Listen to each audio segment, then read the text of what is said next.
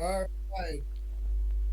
Welcome back, everyone, to the Spinofaarism podcast. Would everyone care to do introductions? Oh, sure. Hi, I'm Dino Blaze. Hi, I'm Garden Creations. And I'm the Chameleons. And I am Stu. Um, so today we have 3 weeks worth of David Peters content, but first, we have our weekly creature relevant to the religion segment. So today's one is Tanicolagruis top wilsoni. So, it is a Silurisaurian theropod from the late Jurassic of North America, living specifically 153 to 150 million years ago. It is possibly a tyrannosauroid. Um, it was discovered in 1995 at the Bone Cabin Quarry West locality in Wyoming from the Morrison Formation.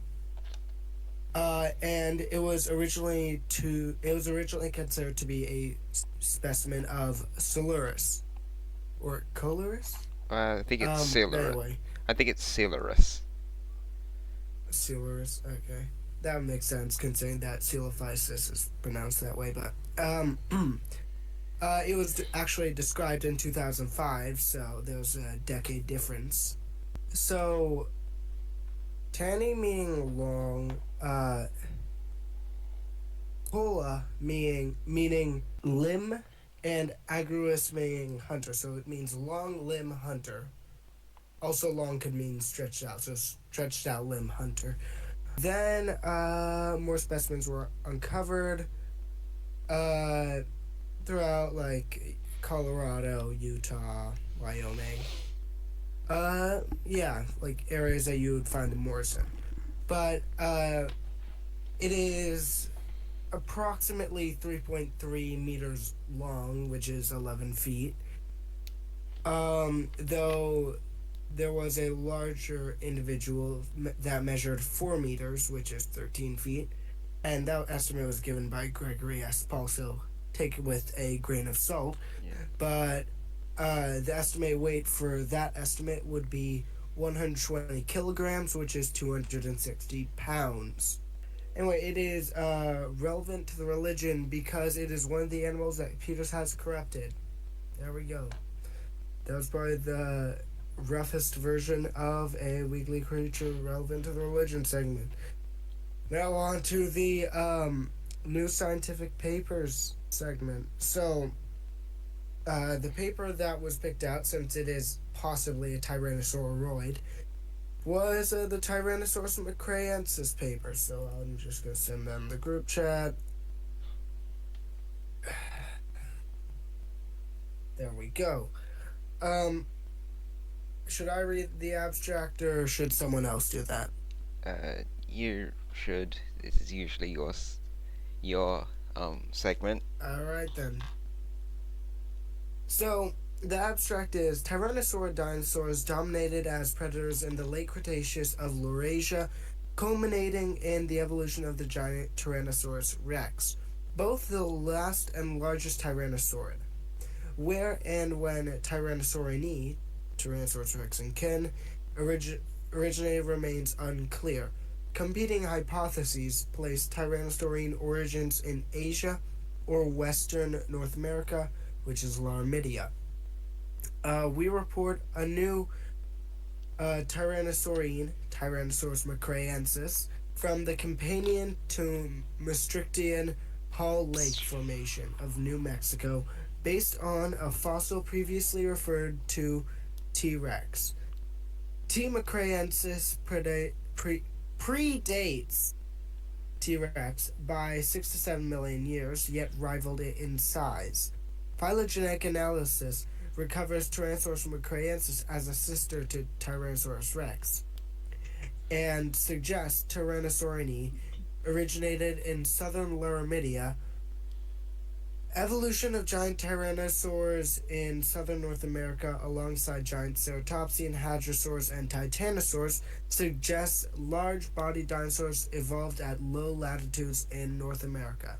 So, thoughts on Tyrannosaurus macraensis, the paper, the abstract, whatever. I think it was actually a different genus.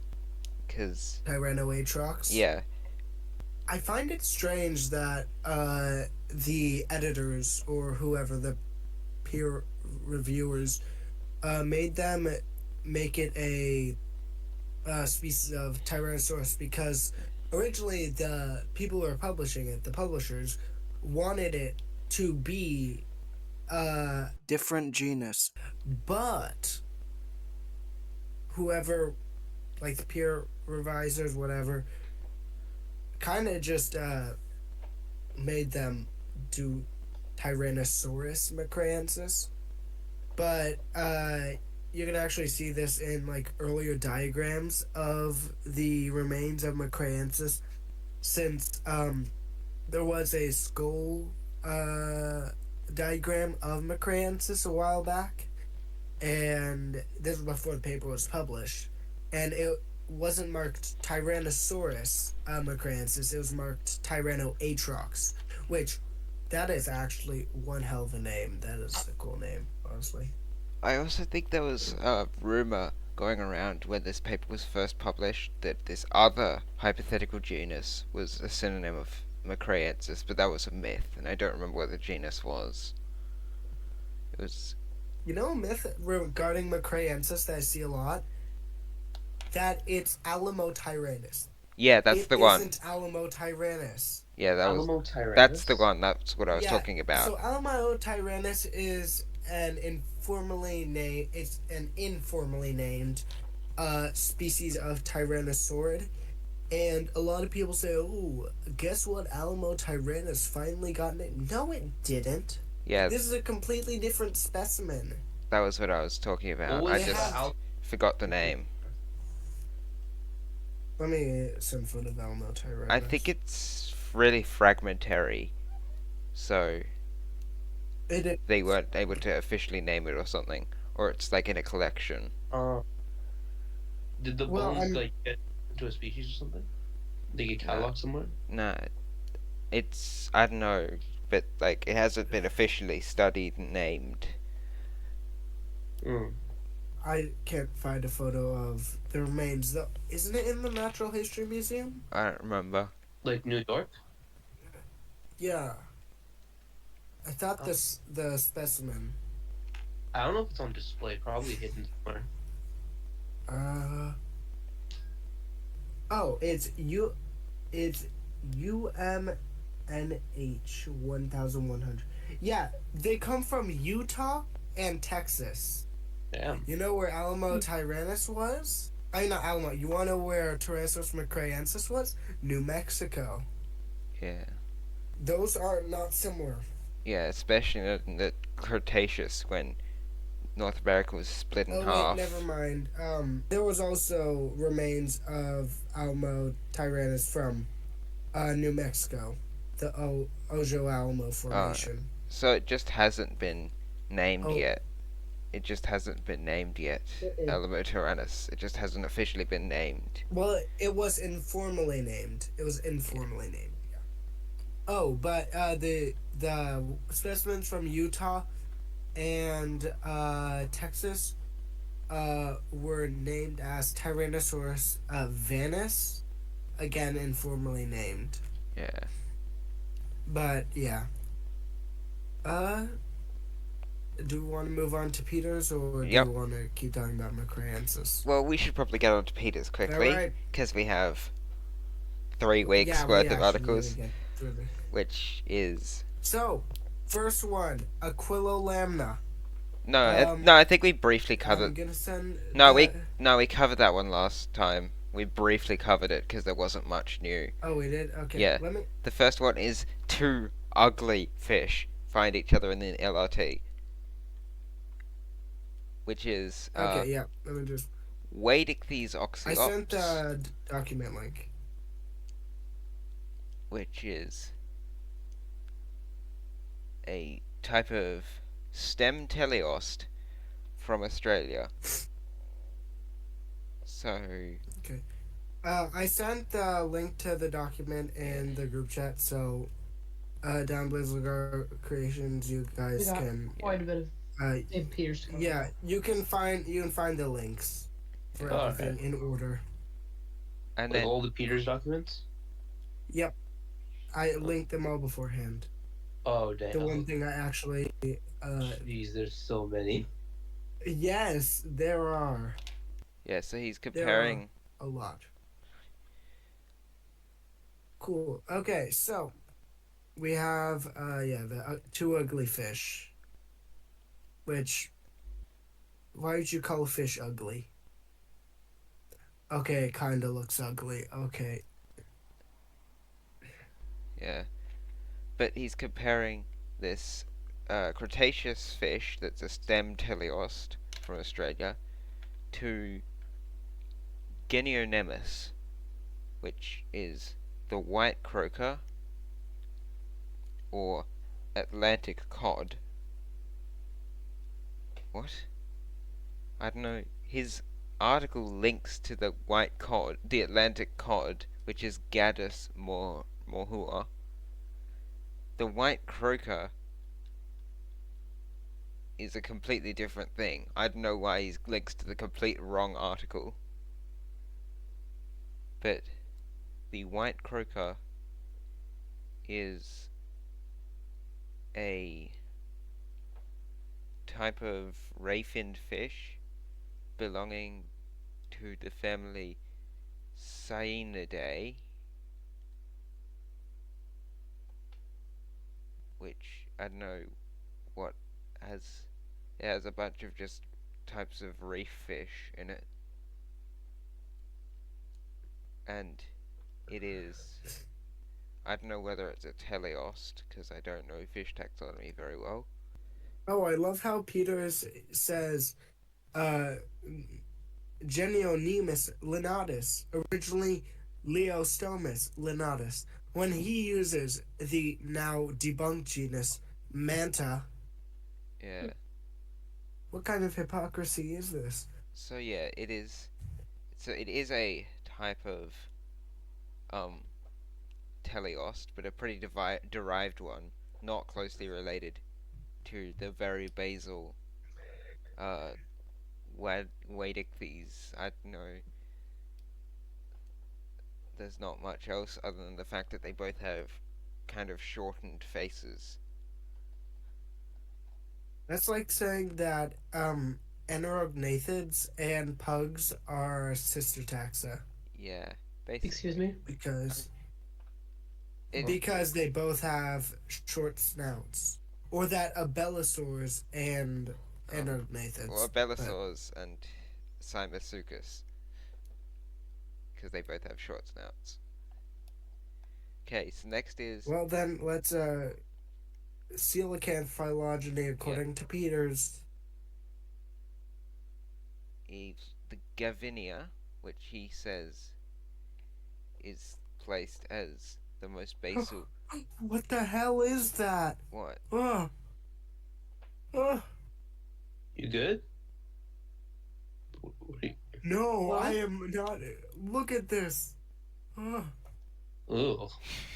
oh.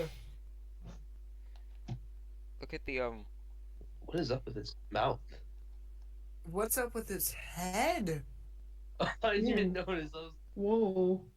There's like a bump on its head. It's on mountain. that is the entire box classification box on Wikipedia for Gavinia. It's just a sarcopterygian. Yep. That's it. Rhea. For Rhea.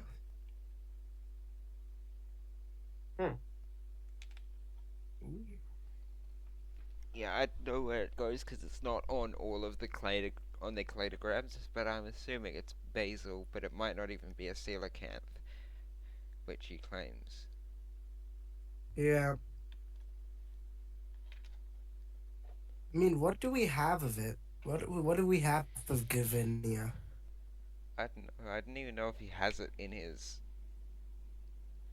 diagram. Yeah, he doesn't. He has a bunch of.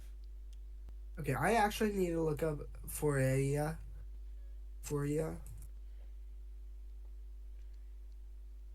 Oh, Yes. that's actually how it looks. Yeah, some of those coelacanths.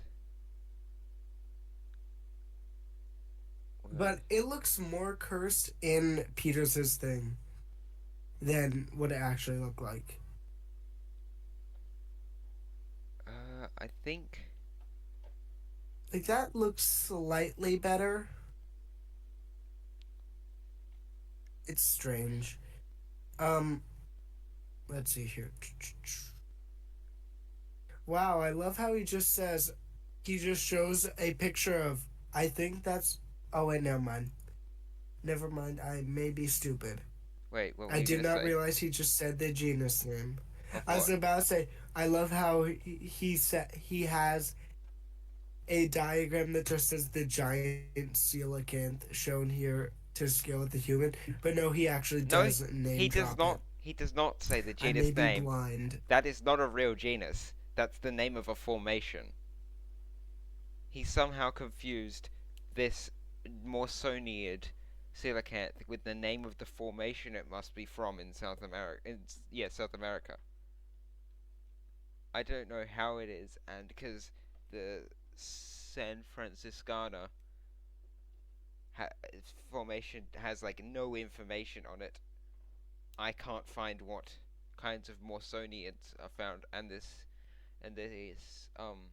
the only thing that comes up when I Google image search this diagram is the Wikipedia article for Morsoniidae. So I have no idea what this is, but I don't think it's San Franciscana because I'm sure there would be some trace Wait, let me of that. reverse image search of it. Let me reverse image search it. Wait, it's. I thought it was Mawsonia. It's a Mas. Yeah, it's a Morsoniid. It's a Mawsonia. It Ah, is Mawsonia itself.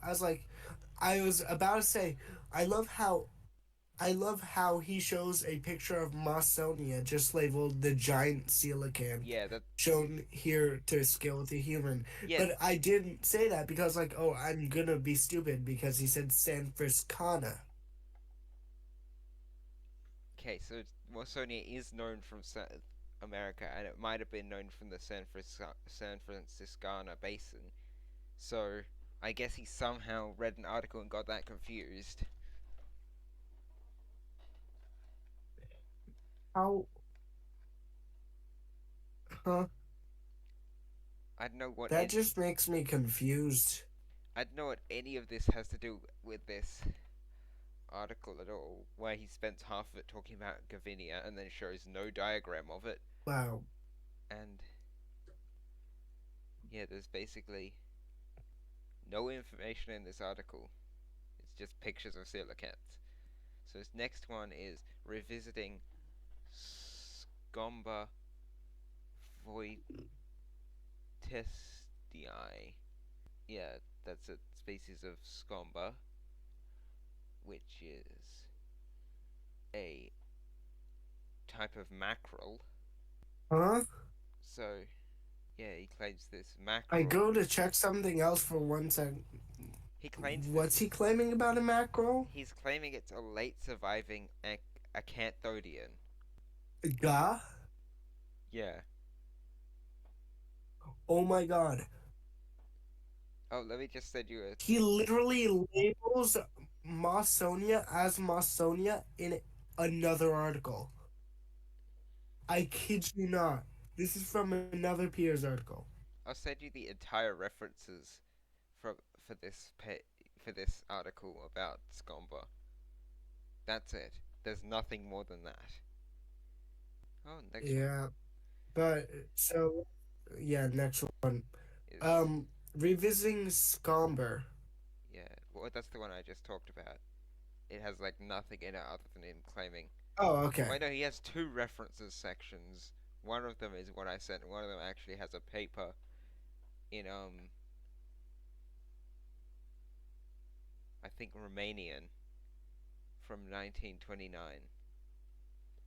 Okay, yeah, I don't think something tells me that I don't think mackerels are a late surviving Acanthodian. Well, he You wanna why? claims. They died Well, out in the Permian. yeah, he claims this one genus of mackerel, this one species of mackerel is. Not all mackerel. He claims Still, this one extinct one species. species. Yeah.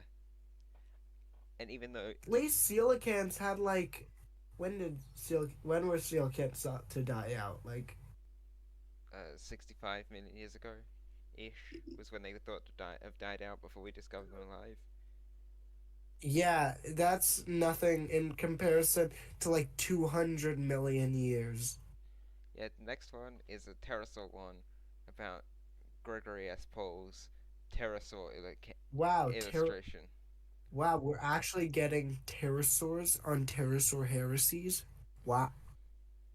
Yeah, he again claims it was flightless. Wait, he claims cats is flightless? Yeah, Huh? Huh? basically that's the whole thing. Wait, Oh, where is it stated? he's saying that Uh, right here. Paul And so, redesigned his Quetzalcoatlus, um, his Quetzalcoatlus art or something. wow, I love. Oh, is he also claiming that Hatzegopteryx was flightless? I'd assume so. He also just What links would you say the to the Wikipedia article for Gregory S. Pohl. you know what size does he say is too big to fly? Because we know that he says Quetzalcoatlus is too big to fly. Peter should write a book called Too Big to Fly. Instead of too big to walk, Okay. it's just too big to fly. Then his next one is about uh, Dinocephalosaurus, which is a similar. It's a relative of Tadystropheus that convergently evolved a similar long neck. And what is he claiming today? Let me just. I'm not sure. What is he Oh, claiming? he's just claiming that they're Lepidosaurs related to pterosaurs. They are not. Well, and it provides this great image, They're which is yes. from one of his studies in 2005, I think. Maybe. I don't know. It's not. He doesn't cite himself this time. Oh, that's cool. But how did he get that proterosaurids are like tanistro? How did he get that pterosaurs are tanistrophiids? Because I'm still trying to figure that out. Oh, I've found that article he did on suction feeding in Triassic proterosaurs. And because he calls them proterosaurs, but in this article he claims that they're not proterosaurs. I guess he wrote this before he went fully insane. This was still after the vampire Geholopterus, but I guess he Oh. hadn't gone completely insane by this point. And then his next one's another flying fish one. He claims that. Okay, so I'm just looking quickly at the large reptile tree, and he says that pterosaurs are fenestrosaurians, which are tanistrophiids, which are drepanosauromorphs, which are tritosaurians. Huh? Yeah, his next How one. are pterosaurs tanistrophiids? His next one's pretty short. It's and he's claiming Eurycormus, which is a type of fish related to Leptolepis, which so is another stem teleost, and he's claiming it's related to flying fish. His flying fish clade, which has flying fish Oreochima, which is a relative of that ugly fish that we talked about earlier, the Australian one, but he doesn't place them near each other. I still can't get over that he's using tetrapod traits to classify fish. Mm. I still can't get over that. Okay, so But anyway, should we move on to the next post? yep, he claims Yep. that pufferfish are a transitional form between minnows and ocean sunfish. What? How does he actually, like, how the actual heck does he get that? Okay. I mean, I'm pretty sure I pointed out this clade in a previous episode. He has this No, weird but like, clade wait, what? that has a bunch of random fish, like pufferfish and other stuff. The Let me guess. Skull pufferfish. anatomy.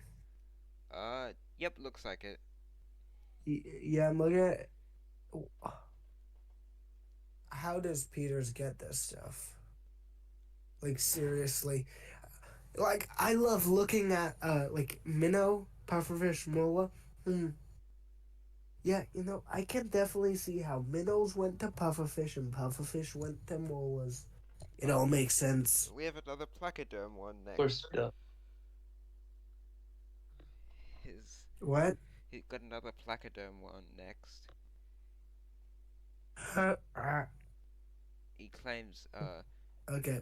Tristichius, which is a basal appears to be it's a basal Eucelac, which is the group that contains sharks, rays, hybodonts, and a few other shark and ray like mostly shark-like fish. And he claims it's another shark-like placoderm. All right. Not much different. He's got more things to base his future things on. Then he got the other one. So he's moved So we're on to the next one, the Yep. Stargazer. Yep, he's moved the Stargazer next to the Genionemus. Genionemus. Yeah. Which we were talking about earlier. One of his ugly fish. Yeah. So he hyphenates Stargazer, even though it's one word. Wait, where does he hyphenate it? In the first paragraph, he writes it as Stargazer, despite Oh. in other places not Okay. hyphenating Why does it. he? The title isn't hyphenated. What? Yeah, I don't know. This is strange. So, action like Croaker, yada yada yada. So Yeah, it Stargaze doesn't even look like he explains himself. Stargazers are related to some fish. Did he? Oh my god, he literally justified it by saying that they both have a heavily reinforced uh, circumorbital ring and preoperculum. That's just conversion evolution, man. I don't know what to tell you. Okay, so they both do belong to the same clade. Eh? The Stargazer. But they're not and sister the- taxa. No, they're not. The Stargazer's more related to the croakers are related to butterfly fish, whereas Stargazers are related to Okay, let's see. The next one is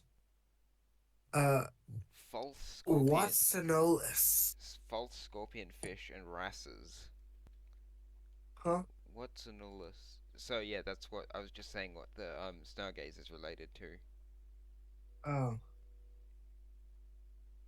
Watsonolus is a prehistoric ray-finned fish from the Triassic. Its its closest living relatives are the bowfin And what does he claim about it? He claims it's related to Chana, which is, I think, a living fish. Ah, snakeheads. Uh, so Chana is related to um some other fish. This is some weird transitioning in the diagram that he has. It's related to gouramis, I think. Yeah, and climbing perches, but not closely related to um whatever the other one is, the Watsonolus. Wow, and this next one's a And massive then one. on to the next post, we have Uh, Peter's talking about mammals. just yelling at a paper for not having a cladogram. Yeah, he's literally just yelling about them not having a cladogram. Yeah, he's talking about mammals. Yeah, he talks about amniotes being a synonym of reptiles. Wait, he considers reptilia to be synonymous with amniota. Yes, he claims amniotes is. Yeah, he just. Gah? That does not make sense. He's just kind of pissed off that they didn't include a cladogram, which, like, even if they had, it wouldn't have agreed with him. But, like, yeah, I like cladograms. They're a good way of representing things. But, like, not having a cladogram doesn't mean an article not having a cladogram doesn't mean I'm gonna write an entire massive article just talking about that, which is literally all he's talking about. Why did he spend so long just critiquing them for not having a cladogram? I don't know. Why? And then next one is him Yeah, talking about just yelling about, he's just saying, haha, I was right. And it was because Peter said, you know, Peru cetus isn't as big as that paper said. And then a recent paper said that Peru cetus was smaller than a blue, had a smaller mass and was hence smaller than a blue whale. And Peters is getting cocky about that because he predicted it. yeah. Well, a bunch of people were. There were a few people talking about that when the paper came out. It's not like he was the only one to say that it might have been less heavy than I thought. And he also cites a Reddit post. Yeah, because if you look in the comments, someone says, actually, when the paper was first published, um, some someone pointed out that Perucetus would actually be smaller in mass. Yeah. And Peter said, "Oh, give me the links so that I can cite them." I wonder if there is. I wonder if Peter's commented on it. Oh, and his next one's just a bunch of pictures. Yeah. Well, or just not much claims. It's just a collection of his previous claims. So pachycormiforms, Oh yeah. anchovies, osteoglossiforms. So let's look at this. Pachycormiforms are a clade of a clade of massive fish that's belongs to a sister group to teleosts. Osteoglossiforms are bony tongues, and they are a type of basal teleost. Anchovies, I think they're also anchovies are also teleosts related to herrings and carp. Herrings, minnows, carps, piranhas, knifefish, electric eels, and catfish. Mm. So he's got two groups of teleosts, one of which is more basal than the other, and then he's comparing it to a group that aren't even teleosts, and he's saying that that anchovies evolved into pachycomiforms, which evolved into osteoglossiforms. Huh? Now, I didn't even know when anchovies evolved, but the order they belong to evolved in the Cretaceous, whereas pachycomiforms are known from the from the early Jurassic at the earliest. So When he's they go claiming extinct? late Cretaceous. He's claiming. I think actually no. They think they went extinct early Paleogene. But he's claiming Huh. that anchovies, which evolved not too long before pachycomiforms went extinct, evolved into pachycomiforms. Gah? Yeah, and then his next one was is another is a pterosaur one. Oh, The it's on his. It's on the American Natural History Museum in New York, and he's mad about their pteranodon mount, yeah, saying that it should be updated to his model. no, not much there. Then another one just demonstrating evolution. He commented on the American Natural History Museum Facebook page. Why? What did he make a comment about on the natural history page, on their Facebook page? He said that. Okay, I'm just gonna quote this. I commented on the American Natural History uh, Facebook page with this pic on it. It's time to revise your pteranodon mount and data.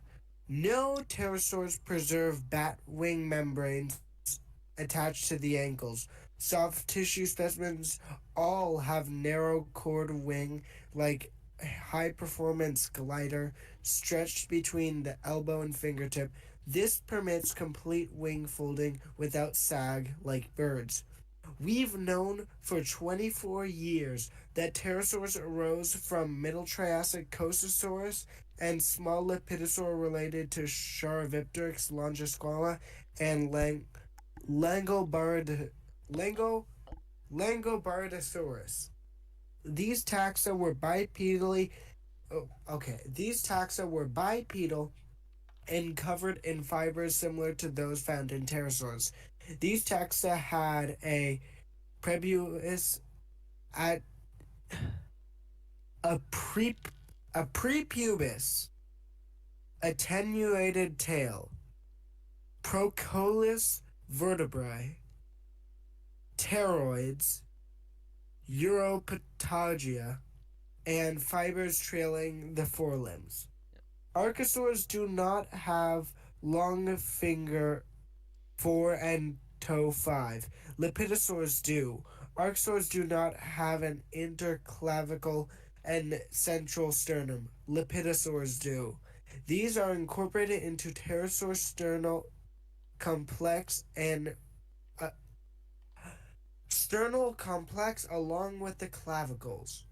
More data and citations can be found at Reptile Evolution Online. Yeah, that's See, what he said. That his next one after the Pteranodon one is just him claiming that that he's just got another diagram of his evolutionary tree, and then the next one he's just claiming that the Bichir is the closest relative to Eusthenopteron, which the Huh. Bichir is a it's not a lobe-finned fish, it's a ray-finned fish, which is a slight problem with this theory. Hmm. Yeah, looks like it's a type of basal ray-finned fish. Yeah, they're the most basal living rayfin fish. But that does not make them related closest relatives of Eusthenopteron. And his next one. Yeah, it's still an amazingly different time gap. Again, that's Middle Devonian to the present. Yeah. There's a big difference there. But on to the next one, which is on the damselfish, Microspathodon. Wait, which one? I think we missed one. I'm pretty sure that's the next one. No, because his next one about. Oh no, that's right. We skipped the Macronemid, Tridosaur Lepidosaur from Yeah. China. Ostronaga, which is a type of Oop. Didocephalosaurid, which is an archosaur and not a lepidosaur. We already saw him claim Didocephalosaurus was a lepidosaur, not an archosaur. And he just puts it in his grouping of lepidosaurs leading to pterosaurs. Not much else. Then his next one, yeah, the damselfish. It's a pretty short one. And he says that they enter the large reptile tree. Hooray. So yeah. Then what is the next one? Well, Oh, it's him going. look. It's him adding Giganotosaurus to the large reptile tree. Hooray. So Well, okay, to be fair, he does group all Carcharodontosaurids together. I'll give him that. But what I won't give him credit for is the fact that he literally he says that all Carcharodontosaurids are specifically Giganotosaurus is a sister taxa to Allosaurus. Huh? So that's strange. They are Allosauroids, not even Allosaurids. Which is. Let me actually quickly check the large reptile tree. Is this PDF? No, this PDF. Okay. yeah, with the damselfish one. Oh no. Okay, he actually. Okay, credit where credit is due. He updated his tree actually. Giganotosaurus and Meraxes are sister taxa, and Allosaurus and Acrocanthosaurus are sister taxa. Why are Allosaurus and Acrocanthosaurus sister taxa? Because I don't think he has any other allosauroids, and Acrocanthosaurus Fair. is a more basal one. True. Though they should be closest related, but I don't think they should be sister taxa. Yeah. Not much on that one, I guess. Then he revisited Meraxes. And we already talked about what. And Yeah. Well. and he has 10 comments on this one post. Yeah.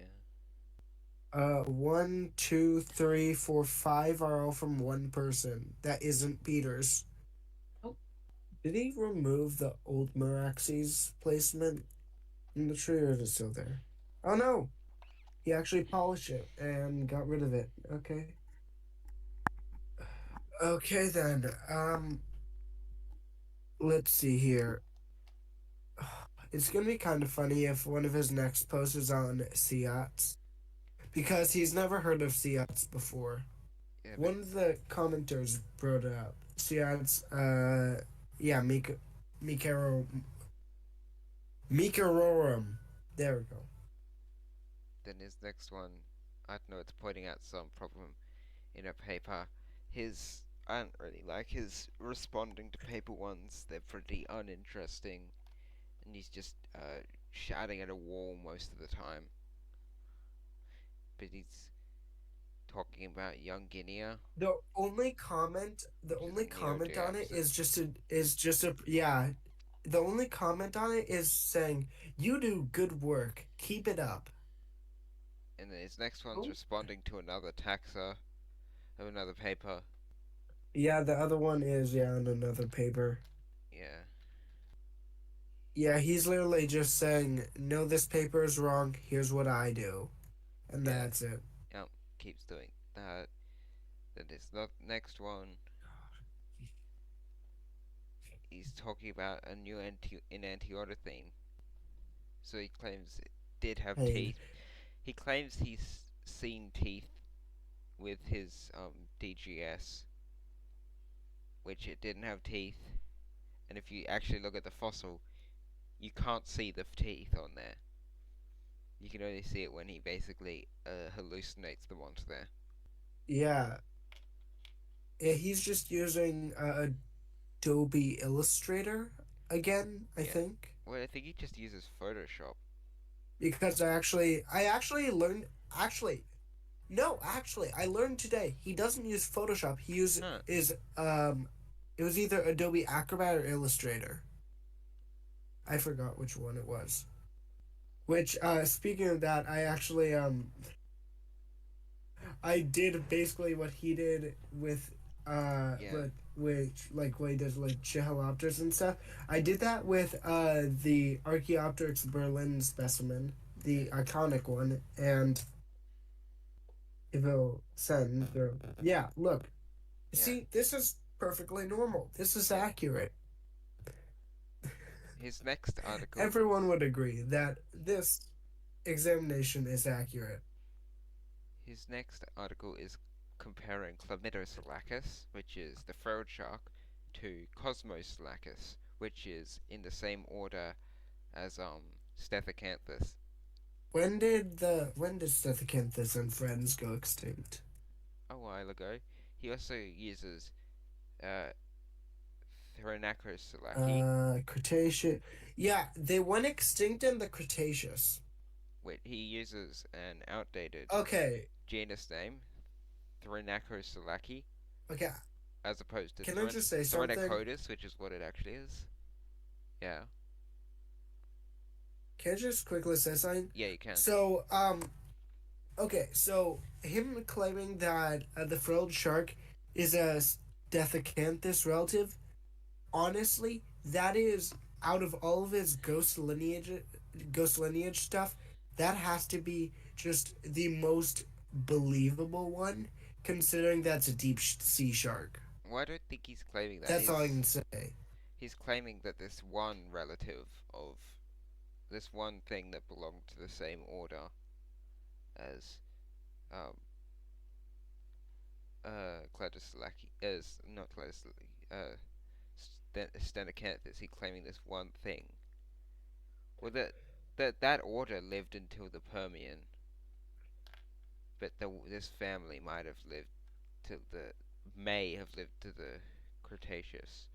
But this one, he's comparing it to went extinct in the Carboniferous. Again, I just want to say, out of all the ghost lineages, this is the most believable one since it's a deep sea shark. Yeah. I mean, it would have had to have survived the Great Dying, so that makes it slightly less Yeah, but I reasonable. mean, if it was, yeah, it makes it less plausible. But if it was in the deep sea at the time, then I mean, it could have. And also, yeah, as a ghost lineage, it makes sense. I mean, we wouldn't have found it. It, We wouldn't have found fossils of it yeah, because they'd be underwater.